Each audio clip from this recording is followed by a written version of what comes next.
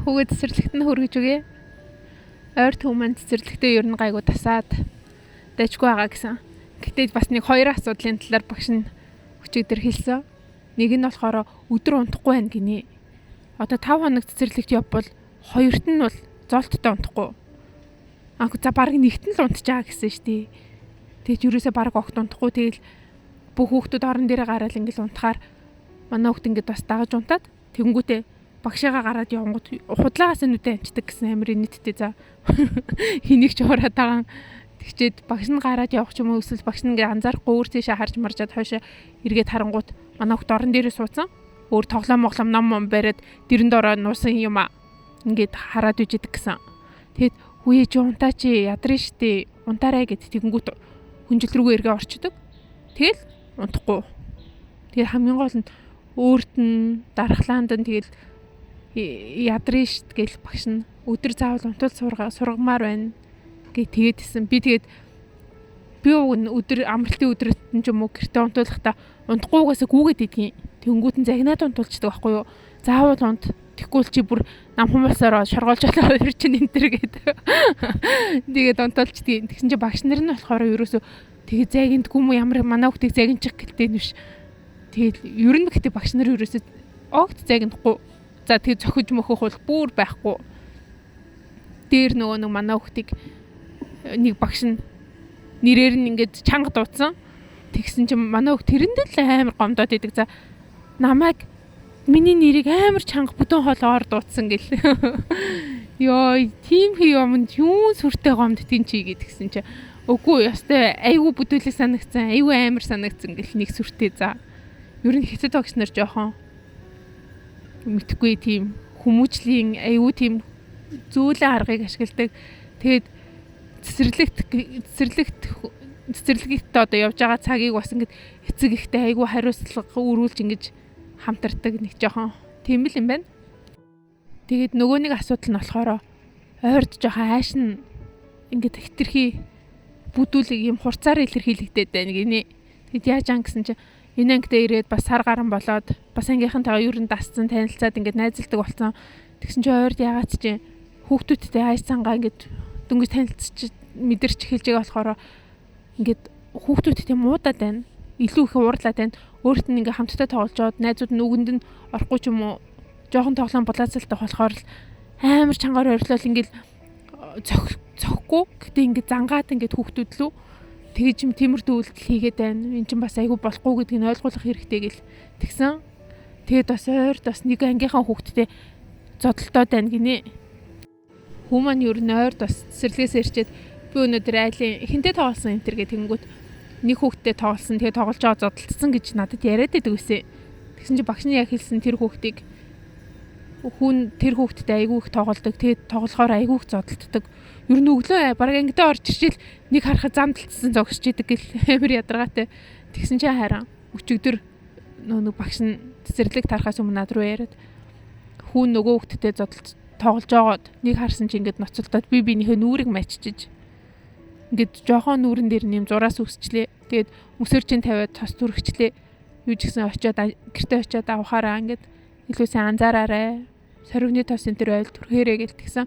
Тэгээд харсан чи хүүг аваад харсан чи ялцчихгүй ингээд жоохон зураас үссэн.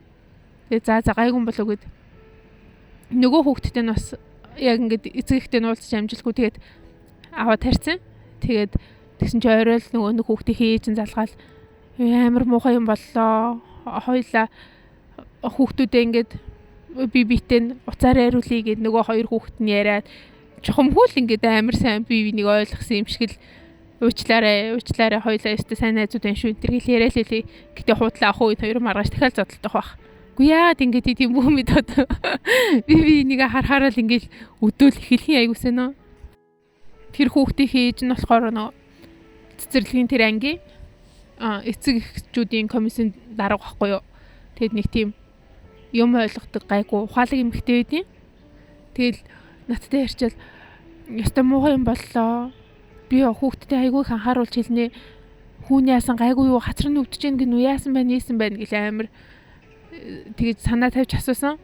Тэгэд би болохоор багш над руу ингэж яриад хэлэх үед ингэж дотор ингэж шууд уур хөрсөн байхгүй юу.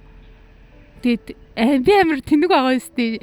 Ингээд эхлээд ингээд шууд яг тухайн үед мэдэрсэн мэдрэмж болохоор багшаа та юу хийжсэн?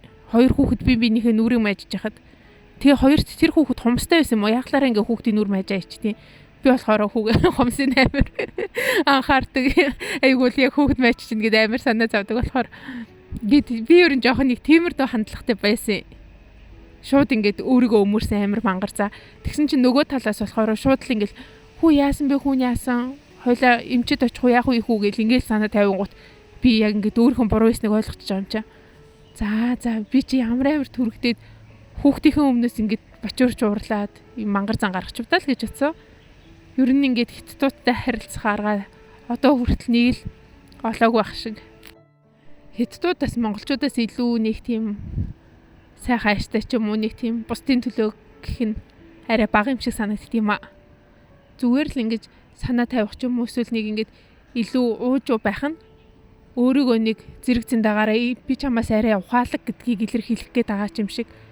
Эсвэл нэг эдийн засгийн байдлаараа би илүү чи явуулъя яасан ч болно би төлөөд үе гэсэн нэг тиймэрдүү байдал үүсэх гээд байгаа юм шиг хаяанда анзаарагдаад идэв. Тийм болохоор тэгж тийм аран шингийн өдөөс уурлах ч юм уу эсвэл бухимдах нь өөрийгөө улам юм мя тоочог харагдуулдаг байхгүй юу? Одоо ингээд утсан чинь нэг инээдтэй санаанд орчлоо. Би бас би чинь бакалавр сурдаг байхад ангийнхаа нэг Казахстанаас ирсэн охинд амар дургу заа. Бид хоёр яагаад тэгдэг мэдэхгүй. Би л мэдэхгүй.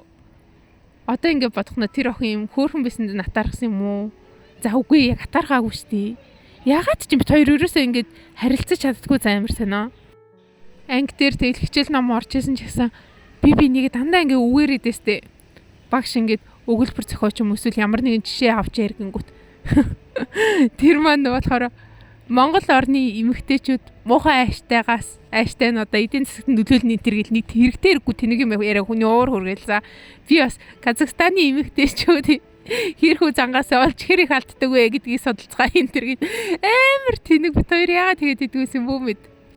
Тэгээ улаан цай ингээд одоо хүрэлцэх ч юм уу эсвэл ингээд лефтэнд орох ч юм уу эсвэл ингээд би битгээ ойртохоор ингээд халав юм шиг мөрөл ингээд би нэг мөрөөрөө цогтөг за нэг ядаргаатай.